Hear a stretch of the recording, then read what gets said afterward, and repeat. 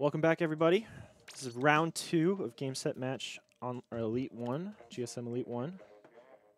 This is going to be Deep Blues versus, who was the other one? Monarchy. Monarchy, yep. I was supposed to be the one to remember Deep Blues. You were supposed to be the one to remember Monarchy. Yeah. Because I'm supposed to be the biased one here now. Yeah, but I find it funny, so that's what I'm remembering. It's all right. I'm going to root for Sammy. Yeah. So we're good friends with both of these teams. Me, obviously, being a member of Deep Blues, and I hate all of Deep Blues. Screw them. oh, okay, never mind. Apparently, JK, I love them. My roommate hates me. Apparently, I like Taylor. So. The rest of them are kind of fair. Okay. So Deep Blues again. They won the GSM Elite, the beta run that we had 2 weeks ago. Monarchy, this is the first time entering. I don't really know how well Monarchy's been doing lately. I haven't really been seeing them enter a lot of things. I know they've done some roster changes. Yeah, they just recently dropped a couple players. I think that they've been playing with... they picked up Spec from... Spec, yeah. Yami. They were doing, they were doing a bunch of different, subs when I played against them before. So I'm not really sure who's actually on the team, but I guess we'll see hopefully in a few seconds here because... They're the only people who haven't joined. I know Battlefire listed Chris, I think, from previous 2 Moons as being on there as well. Yep.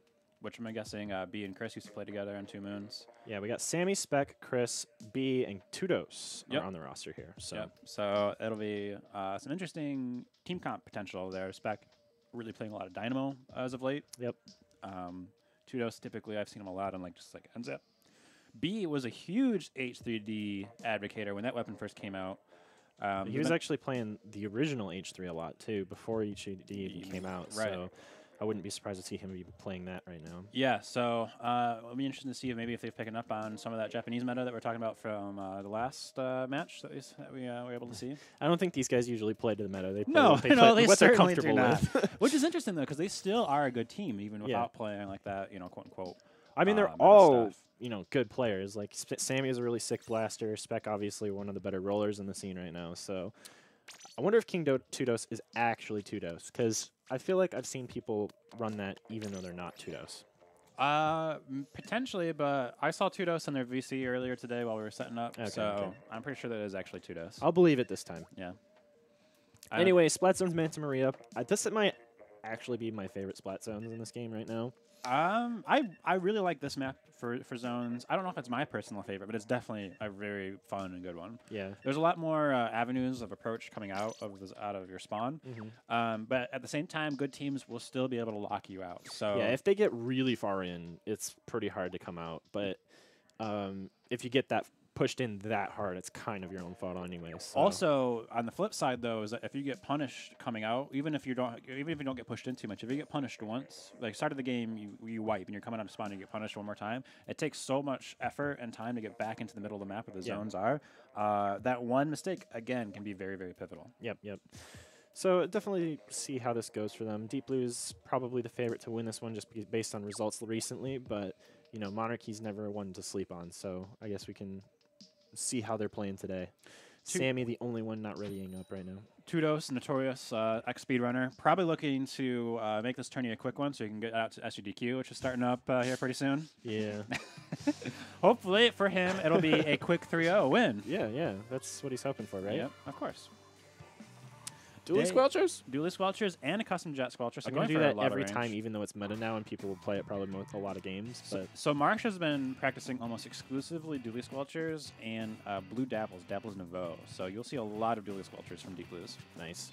Yeah, Dually Squelchers right now just being so good because they do basically everything right now. Yes, and then, of course, everything, including dying. Yeah. Taylor got a couple picks here. Can you find the other ones? But paint in favor of Monarchy, and they actually had the zones there for a little bit, but, that's not going to last forever. And now that was 3 down there. Taylor going for the flank here, and now, this is going to be a pretty good setup here for Deep Blues. Yeah, they turned that around pretty well. It looks like Monarchy just wasn't able to finish up cleaning up some other members, and in the process actually went down themselves. So here comes the punish. Deep Blues has 3 specials. Here comes the Inkjet, and the Ray, and the other Inkjet. So 3 specials being burnt here. They got 1 kill. All right. But they actually lost control of the zone.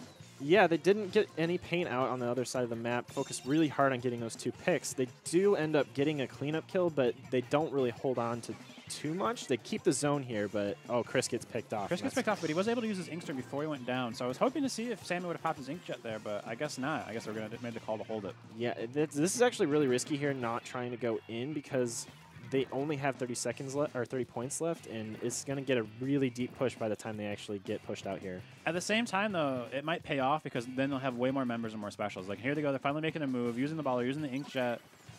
They got one zone back, and they did get control. So, I mean, it's still better than getting KO'd. Yeah, I mean, I'm not sure how Chris painted that zone that fast, but they did pretty well there. And now Spec here with the heavy splatling, going to try and play aggressively here to assist Sammy here, but that Stingray is going to shut that down a little bit. Bubbles going into the zone, though, might be able to paint this. No, nobody's going to pop those. I know he's going to pop those, but he used it specifically to counter the Ray, which I don't really know if that was the best of moves. I think that was just instinctual. I don't know if he was intending on actually popping that, but he does go down. That puts 3 down for Monarchy again, and now Deep Blues is back in full control. Yep. Really pinning out. Really what you want to see in a situation like this, where the team has so much control, you really want to see the team that has the zones really being aggressive, really trying to push in. But Taylor was the only one doing that right there, and actually gets punished because of that. Dreas gets a nice cleanup kill on one Inkjet. He's fighting this Slosher over here, and he gets picked off by the Rapid Pro, though. So, yeah. you know, we're just going to go right back to kind of a fight over mid. Yeah, Sammy burned his Inkjet a little early there, and it allowed Deep Blues to kind of see where he was coming from without taking too much risk there, and that just let Marsh clean him up for free. And then, you know, they're obviously still kind of getting in here, but that could have been a much cleaner push. Yeah, I definitely agree. And interestingly also is that Monarchy, unlike the last game, when Mass Match we were talking about El Jitsu, Monarchy was able to do nice, clean special usage. They had Inkjet, Storm, and Baller all popped at the same time. And that was a very pivotal pick as Day actually was holding a Stingray. Really pushed up so far further than anyone else on the team, being one of the longest ranges on the team, too. So, yeah, not very good right there. There was already 2 specials ready to go, though, for Deep Blues here. So as soon as they have 4 people in position, they're gonna go immediately. They actually have 4 specials now, so, yeah, so this is gonna be a push. Here we go. He gets the hit Stingray markers started, there, not immediate follow-up, though. And when he goes down, there goes the bubbles. There's a lot of specials being popped all over the board. Deep Blues used all 4 specials, and they only got 1 pick so far. Yeah, and they didn't even get any map control out of it, and they have 2 down. So Day's gotta win this fight against the heavy splatling in order to get full map control. Down for Monarchy, though, so I don't know. I guess what happened for Monarchy to get picked off by the I don't know. Maybe they weren't see that. Maybe they weren't playing too safe on the right, and maybe Dreas or Taylor probably did one of their patent, aggressive moves and cost people off guard. It was looking like a textbook hold for Monarchy right there, but they ended up losing the zone there, getting the penalty with only 5 points or 7 points away from the lead. But yeah, and now this is looking pretty grim. Tudos goes in by himself, neutralizes the zone, but then kind of just dies immediately afterward. Again, now it's on the chance for Deep Blues. They have control. What are they going to do with that control? I really want to see both of these teams kind of get ready for this next big fight here. I have a feeling Dreas is going to Inkjet right here. What do you think? I mean, it seems likely, but at the same time, he played that very smart. He knew that the other team, Monarchy, was using their specials. He backed up, found himself a better position to pop the Inkjet first, and then used it. Meanwhile, since Monarchy blew all their specials, they were focusing hardcore and they got caught off guard by his positioning. Yep, and this is full map control here with only 3 points left to go. Oh, they do neutralize the zone, 1 point left, but not quite enough. So Deep Blues taking that first game there, but by all means, I think Monarchy was putting up a consistently strong fight against them. Yeah, I think Monarchy's one hold was actually really good. I think the main problem they were having is they weren't taking back as coordinated as they should have been. They did have the 1 good pushback, which gave them that control, but I think that's the main thing they would need to work on going forward here. But going into Rainmaker and Wale Warehouse, you don't have to focus on that quite as much just because of the nature of Rainmaker. So we'll see how they do here. And also a much smaller map as well. Interestingly, I must have known, I'm not trying not to be biased. Deep Blues did win the latest BNS that was Rainmaker. Marsh notorious for thinking that Rainmaker is his best weapon, and I can definitely verify that. It is his best weapon, so expect Marsh to consistently be rushing the Rainmaker even when he's not supposed to and dying a lot because of it. Marsh is the Rainmaker main. Yes. On the flip side, he also might get some incredibly sick kills. So he's taking a page out of Putz's book. Yes. That's basically what you're saying. Unfortunately. Just kidding. So it'll be interesting to see what will happen here. At the same time, though, Monarchy did that whole, bend but not break mentality, right? So on a small, momentum-based map like Walleye Warehouse on Rainmaker, Can they apply that same thing? And if so, I think they'll have another really good chance here. Yeah. And, just thinking back on the comp, too, like, Monarchy's comp probably would work a little better here on Walleye. Just the rapid gets a little stronger. The other blaster gets, it does pretty well on Walleye, especially on the sides. And the heavy can paint so much just from, being just in the middle. They can paint basically the entire map. So, I can see them doing better just comp-wise, too, if they go with the same comp. So, maybe they got a stronger chance here. Yeah, what's interesting is that there's no one besides me that plays Rapid Pro on Deep Blues at the moment. I've been pretty much the sole person. So I don't know if Day is going to feel comfortable enough to bust it out, but Rapid Pro is very strong on this map. I mean, it might be the best map for Rapid Pro. One of the best. And it's already definitely one of the best weapons in the game right now. Yep, and so again, we're seeing Day not running that. And not going a blaster at all, actually. Yeah. Which is very risky in this current meta. It is. Whereas Monarchy is actually running 2 blasters, although one being Clash Blaster. So let's go ahead and check out that Clash Blaster, see what they're up to. Why Clash, Chris? I know he uses it, but still, I hate that weapon. Well, I mean, he gets a nice pickup on Taylor at the start, but unfortunately 2 other Monarchy members go down, so he's really not able to do much with it. Yeah, it didn't seem like their start was really coordinated there. They kind of just all went different directions. Chris won his fight, but nobody else did. So yeah, this is going to be a very early push here from Deep Blues. That's 3 down right now for Monarchy, but Tudos is able to get that kill on the Rainmaker there. If he can win this fight versus Day, that's going to be huge. Nope. Not quite. All right, so Day's got this Ray, and he's kind of positioning. See, right there, I think you should have popped it. You saw the Rainmaker right there, plus there was a member of Monarchy above the Rainmaker in that small, narrow passageway. Would have been a great way to get a pick. Now he uses it, and see what happens. Can Deep Blues get another push here? Yeah, this is definitely looking like a pretty deep push here. Down to 35, which is definitely not unbeatable, but this is a good start for sure. Yeah, definitely. So, again, this whole bend but not break thing coming out from Monarchy. They stop it, and 35, that's good, but on a map like Walleye Warehouse, definitely not a game winner by any means. Yeah, I don't think you feel comfortable with any lead on Rainmaker or Walleye unless you get the bump where you get down to 12 points, or I think it might be 11 in this game. But, you bump up to that wall and make it so that they have to climb up basically to the pedestal in order to beat you. Yes. Ooh, Day getting a very nice kill over the mid on the Rainmaker right there.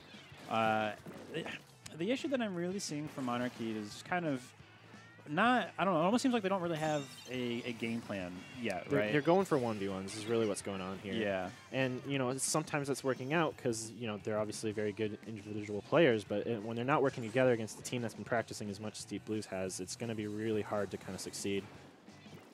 Yeah, and stuff like Clash Blaster specifically, like again on a small map like this with how chaotic it can be, that can be a pick that works, but it has to be centered around it, right? Meanwhile, Chris is by himself. He gets a nice pick because Dreas got caught off guard. It seems. Oh, but Taylor was sharking underneath. Taylor was ready to clean it up. Yeah. And that's 2 down. I think that was down. a triple for Taylor there, and this is going to be a painted. Spec. Oh, okay. Spec just in perfect position to kind of deny that. Very, very important kill. Pops the Ray here. He might get 2. Oh, they get out. But he's focused on Rainmaker. He gets 1, but not the Rainmaker. Can he get the Rainmaker still with the Ray? How long is this He Ray? gets 3! What the heck? How did that triple come out of nowhere from Spec? That's going to be huge right there. This is going to open them up to kind of play aggressively here. I don't think they have enough time to really get a push started, but this is definitely going to give them some breathing room. Oh, definitely. The number one thing you want to do, similar with Tenton missiles, is you don't want to go next to teammates when you're being targeted by the player that's using Stingray. And the Rainmaker player did just that, brought the Ray right over to another player and gives them Spec a nice triple kill. Yeah, so now Spec here with the Rainmaker. Probably the best person to use it right now just because the Heavies kind of has a hard time pushing up. And he just used a special. Yeah, and he just used a special. But the problem is they can't get in right now, and Deep Blues gets their specials. Yeah, and they got a triple kill, and they just stuck in mid. I don't know what happened there. They got to learn to be a bit more aggressive. Marsh doing one of his patented Rainmaker plays, and also finishes like one of his patented Rainmaker plays, dying by himself. He's like Rocket. Yes. Him and Rocket are the same person. I know. I miss Rocket. Anyway. There's some fights going on. See, there's some more teamwork from Deep Blues that, again, we really want to be seeing from Monarchy. I really think that if Monarchy can find a way to start using a little bit more teamwork, they could make a strong push and get the lead here. They've been showing it. Yeah, and but Taylor, is it too late? Yeah, Taylor doing Taylor things, getting in really deep, and now Sammy is the only Yep, he is able to clean up the Rainmaker there, and that was 3 down for Deep Blues. They're going to be able to push back out on the map, but not fast enough to stop Deep Blues from getting into the middle of the map, and now they're going to have to go for another round of slaying in order to get a push going. So I'm hoping, really wanting to see Monarchy learn from their mistakes, and unfortunately it looks like they get taken out too soon before they can do that. I was really, again, looking for them to find a way to push out of mid. Yeah. I mean, it's like what you said before. It seems like they just don't really have a plan on what they're trying to do. They didn't, like, as soon as they get to the middle of the map, it looks like they just kind of start looking around and they don't know what to do here. Yeah. Because Deep Blues isn't like making it super obvious where they are. Yep. There's that push to 11 that you were mentioning earlier. Specifically on this map, you can climb up that wall, and while you bump your head and fall back down, it gives you it gets you close enough to the goal where you actually can get the score all the way down to 11. And how Rainmaker works is that if you tie and score, so if Monarchy was able to do the exact same thing, the team that got to 11 first is actually given a 1-point lead, assuming the Rainmaker dies. Yep. So it's looking like Monarchy's last attempt is going to be coming in here as we're counting down into overtime. Taylor Sharkin in that same exact spot, though, knows exactly what he needs to do to deny this. It does get picked off by Chris there, so that might be an opening here. Yeah, 2 members of Deep Blues go down. Dreas is in his Inkjet, but nope. Oh, they weren't able to defend the Rainmaker player. Sammy really needed to follow up on Chris there rather than going back into the middle of the map. Yeah, he should have gone Chris left. got that pick, and that would have been a wide opening for them to push close there, but they definitely weren't on the same page, and Deep Blues comes out with the win because of it. Yep. So Deep Blues taking a 2-0 lead here in the score. Dreas with a nice 17 KA, 5 Inkjets. And Taylor doing pretty well for himself as well. Although only getting 1 Inkjet, which probably shows how often he was dying. Yeah, but he also wasn't playing in Paris, so... Also true, yeah. Definitely don't get those on. We got a nice replay coming in with this triple kill for the Stingray. And looking at it in slow-mo, Spec gets the first kill pretty early, and it looks like like he might not get any more, and then it lasts forever, and somehow... you bring it right next to your teammates. Yep. Oh, you gotta love it. Spec probably popped off a little bit. Oh, definitely. He was probably... Monarchy was like, all right, here's our chance. This is it. And then they just didn't go anywhere. Unfortunately, yep. They just weren't able to get out of mid. Anyway, here, so we're going into game 3, make a mart on Clam Blitz, or reverse that. And this is the most volatile Clam Blitz, I think, of all of them, just because of how easy it is to score here. Yeah, it's very similar to Humpback, but I think it's a little bit more open than Humpback is. Yeah, it's more open than Humpback, and it's also easier to kind of just rush in with a clam, and it's harder to stop because if you can get onto the stack for the enemy team at all, you pretty much can score no matter what because it's very very hard for them to stop you from just rushing down and jumping and throwing it in. Yep. So it's very easy to get that clam in. It's kind of hard to keep it going without like trapping them in their spawn. So it's definitely what we're gonna see. You know, which team's gonna be more aggressive and which team's gonna be going for the like hard pushes or longer KO style pushes. Yeah. Monarchy, from talking to them, notorious for not liking the mode Clam Blitz, but also notorious for doing well on Clam Blitz somehow. So Funny. I don't it's know. Like me and Rainmaker in Splat 1. Yes. I had like a 75% win ratio in Rainmaker in tournament, and I still hated them. And a 100% ratio of dying at 1 point. Yeah. So it'll be interesting to see what happens here. Clam Blitz, I think, is a little bit better for that kind of solo queue mentality. Get 1 or 2 picks playing that solo, and you get enough clams, and you make a power clam. It completely changes the flow of the map more so than any other mode, right? If you get 1 or 2 picks in solo and splat zones, and then get the zone, it's like, well, everyone's going to be like, painting all around there anyway. Clam Blitz, you can get power clam on a super wide flank, and suddenly everyone has to pay attention to you. Yeah, but the other side of that coin is if you go for those like sneaky flank plays with the power clam, if there's no follow-up for more points, just throwing 1 power clam in is almost not worth it unless it's just the first one, because the enemy gets a power clam and then they immediately get map control after that, because almost always you get wiped after you stop scoring. So. Yeah, it's kind of like almost like a duel. Or it's a gamble. Like who's gonna win in that? And sometimes players make that call and sometimes they don't. Yep. So Deep Blue's here with the initial paint advantage. They're gonna try and converge on Spec here, but Sammy trying to protect him from the left side there. Monarchy already showing a little bit more teamwork just from that play alone. Yeah, they're definitely keeping a better track of each other, but they're not picking up clams, they're not keeping map control, and that's going to give the first special push here from Deep Blues, and Day's going to make this score. Drea's still got another power clam. Taylor going on and getting 2 kills of his Inkjet here. I want to go ahead and take a look at Marsh. He's using a baller, and you know that's basically how you want to play clam blitz. You want to basically get at least 1 or 2 power clams and a bunch of other clams to back that up before scoring. And this shows why, right? You're getting all the way down to 19. Still got a push going. If they can get this kill and get some more clams in, and the timer's all the way back up right here. They need 3 more clams, and one more they'll do it. Oh no, Dreas, go find it. And that's it. Taylor does it. And never mind. That was probably the cleanest game of Clam Blitz I've ever seen, actually. Yeah. That's actually something on Deep Blues that we've been specifically practicing as of late in Clam Blitz is when you pop the basket open, there's no point in everyone just staying there and trying to fight. Rotate people in and out. Someone brings in clams, throws their clams, and they stay and fight. The person that was just that weak or user special, they rotate out, get more clams, bring them back in. One person causing chaos and spawn to slow them to come back. Yeah, it's definitely very, very clean. Yep. So that'll be a 3-0 for Deep Blues. Nice, solid 3-0. Obviously, Monarchy was showing life in the first 2 games. You know, just basically just a little bit of practice away from being able to contest that a little better. I definitely agree. I really think that they had those very strong opportunities on both Manta Maria and on Walleye Zones, or Walleye Rainmaker. I think just a little bit more practice, maybe a little bit more teamwork and communication, and I think they could have actually taken those games. I think they could have been in a 2-1 situation right now. And they also did just pick up Specs. So Specs brand new, yeah, that's not true. used to the team. I think Chris as well is brand new too, right? Yeah, Chris is brand new too, and obviously Tudos, I don't think he's been playing as much lately either, so he might be a little rusty too. So, you know, doing that well versus a team like Deep Blues who's been playing a lot. We've been playing a lot. A lot is actually a pretty good sign for them. So hopefully we see more of them in the future. Yeah, I would really, really like to. Yep. So we're not sure what our next match is going to be yet. But I want to do a quick shout out on yes. All right. So Long Island Summer Splat. What is it, DJ?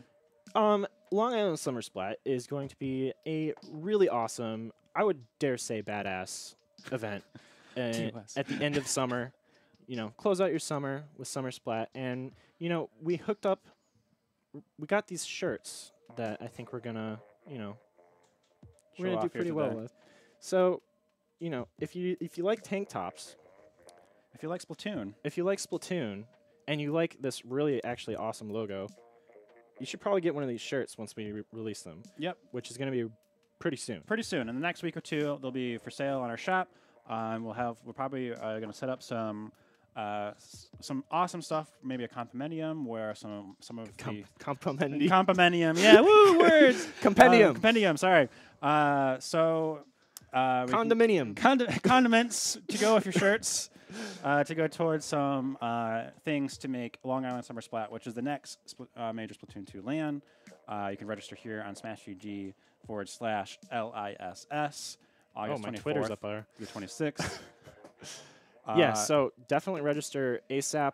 It's looking like, you know, this is going to be a great event. We actually have a lot of cool stuff we're going to be doing on Friday.